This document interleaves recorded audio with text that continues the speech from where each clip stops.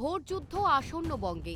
মাস পেরোলেই সম্ভবত নির্বাচন শুরু হয়ে যাবে। তার আগে ইতিমধ্যেই রাজনৈতিক শিবিরগুলিতে প্রচারের পারদ চড়ছে। এবারের ভোটের বঙ্গে পদ্ম ফোটাতে পরিবর্তন যাত্রার মাধ্যমে গোটা রাজ্য চষে বেড়াচ্ছে বিজেপি। দিল্লি থেকে বিজেপির শীর্ষ নেতা মন্ত্রীদের ডেলি প্যাসেঞ্জারি প্রায় শুরু হয়ে গিয়েছে। গত 2রা মার্চ দক্ষিণ 24 পরগনার মথুরাপুর থেকে সেই পরিবর্তন যাত্রার সূচনা করেছিলেন কেন্দ্রীয় স্বরাষ্ট্রমন্ত্রী অমিত শাহ। রবিবার সেই মাঠেই জনসভা করলেন তৃণমূলের সর্বভারতীয় সাধারণ সম্পাদক অভিষেক বন্দ্যোপাধ্যায়। আসন্ন বিধানসভা ভোটে বিজেপি আসন সংখ্যা 50-এ নামিয়ে আনবেন বলে চ্যালেঞ্জ ছুড়লেন। তার সভায় চিত্রগ্রাহকদের ভিড় দেখানোয় অনুরোধ করে সাফ জানালেন, আজ যা দেখা গেল তা শুধুই ট্রেলার, আসল সিনেমা মুক্তি পাবে মে মাসে।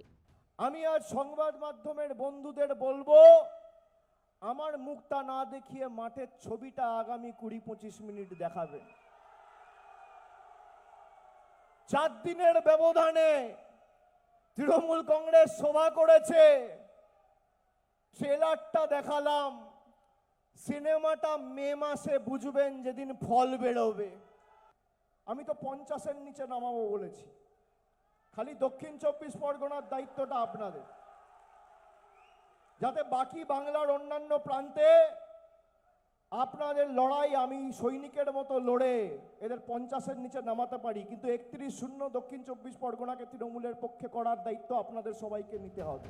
আইন শৃঙ্খলার প্রশ্নে বিজেপি শাসিত রাজ্যগুলিকে তীব্র নিশানা করেন অভিষেক। এনসিআরবির 2025 সালের তথ্যের উল্লেখ করে তিনি দাবি করেন, মহিলা নির্যাতনে উত্তরপ্রদেশ, মহারাষ্ট্র এবং রাজস্থান দেশের মধ্যে প্রথম 3টি স্থানে রয়েছে। অভিষেকের খোঁচা, মহিলা অপরাধ ও ধর্ষণের ঘটনায় গোল্ড, সিলভার এবং ব্রোঞ্জ সবকটি পদকে আসলে বিজেপির ডাবল ইঞ্জিন সরকারের দখলে।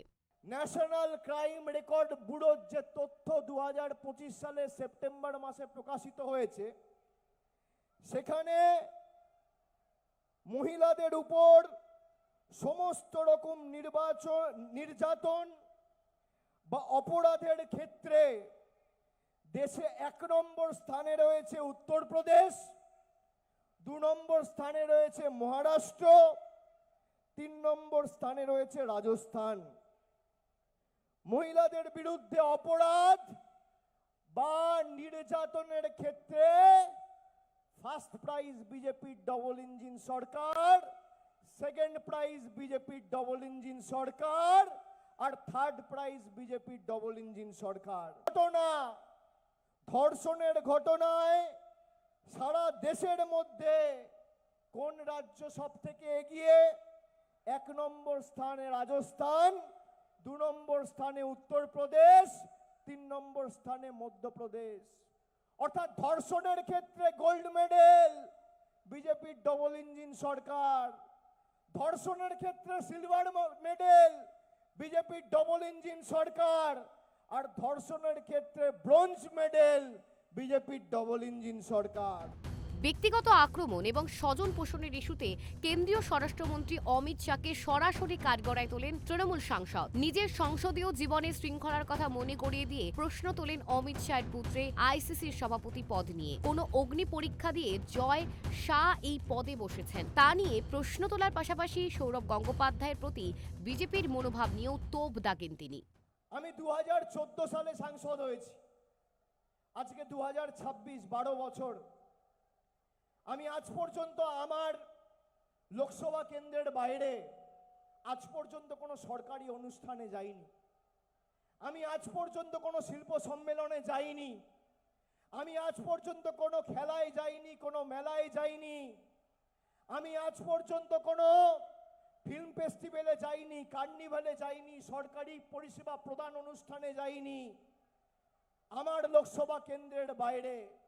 তার কারণ আমি জানি একজন জনপ্রতিনিধি হতে গেলে তাকে অনেক বাধ্যবাধকতা মেনে চলতে হয়। আমি 1 বার নয়, 2 বার নয়, 3 বার নয় মানুষের সামনে অগ্নি পরীক্ষা দিয়ে একবার 71,000, একবার 3,22,000 আর একবার 7,11,000 ভোটে জিতেছি।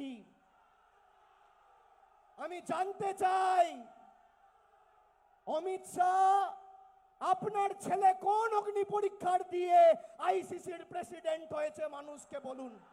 আপনার দলের লোকেরা সৌরভ গঙ্গোপাধ্যায়, বাংলার গর্ব, বাঙালির গর্ব, তাকে দালাল বলছে। আপনার ছেলে কোন অধিকারে, কোন অগ্নি পরীক্ষা দিয়ে ইন্টারন্যাশনাল ক্রিকেট কাউন্সিলের সভাপতি হয়েছে? সব মিলিয়ে আসন্ন বিধানসভা নির্বাচনের লড়াই যে 1 ইঞ্চিও জমি ছাড়ার হবে না তা এদিনের জনসভা থেকেই কার্যত স্পষ্ট।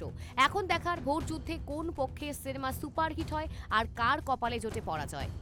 Bureau report, KTV Bangla.